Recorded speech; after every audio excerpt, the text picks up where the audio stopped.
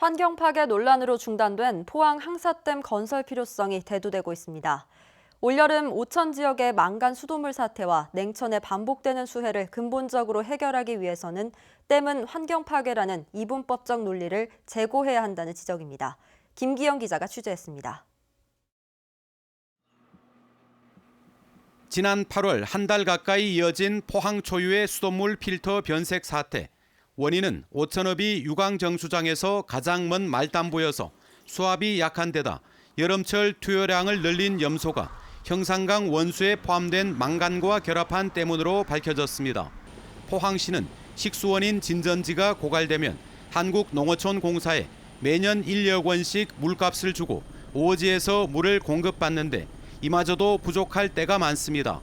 인구가 급격히 증가한 오천읍에 댐 건설이 대안이라는 게 포항시의 판단입니다. 필터 변색 사태와 여러 가지 용수 부족으로 인한 문제를 해결하기 위해서는 이러한 시설이 분명히 필요한 것으로 보여집니다. 댐 건설의 또 다른 이유는 반복되는 냉천의 수해 예방입니다. 고향해강 정비 사업이 추진되면서 2017년엔 16억 원, 지난해에는 23억 원, 올해도 6억 원의 복구 예산이 들어갑니다. 매년 수십억 원의 세금을 수장시킨 셈입니다. 2년 전 항사댐 건설이 추진되다가 정부가 물 관리를 환경부로 일원화하면서 엄격해진 댐 건설 필요성을 충족하지 못해 흐지부지 됐습니다. 또 항사댐 이론에 단층대가 있다는 주장이 제기되면서 경주와 포항 지진을 경험한 시민 정서상 논의는 진전되지 못했습니다. 하지만 포항시는 단층은 정확한 조사가 아니며 내진 설계로 극복 가능하다는 입장입니다. 지금 포항에서 말하는 활성 단층은 정확한 근거가 없습니다. 그리고 또 설사 단층 위에 어떠한 큰 댐을 짓더라도 우리 대청댐 같은 경우에는 아무런 문제가 없습니다. 오천읍 주민 19,000여 명은 지난해 댐 건설 서명을 받아 환경부에 전달하기도 했습니다. 우리가 영구적인 어떤 방지를 위하여 국가 예산을 참 아깝게 생각한다면은 제가 생각하는 이 항사댐을 하나 더 만들어 가지고 포항 냉천과 비슷한 여건인 경주 북천은 이번 태풍에 상대적으로 피해가 적었습니다.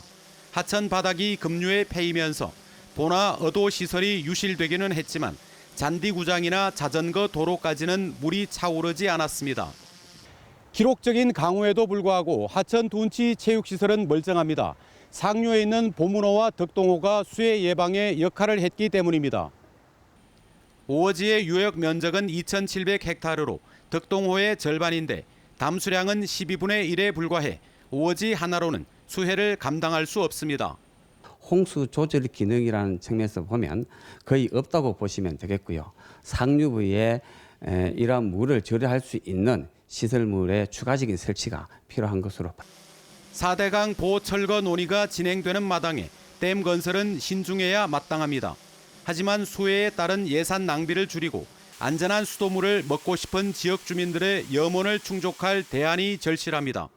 MBC 뉴스 김기영입니다.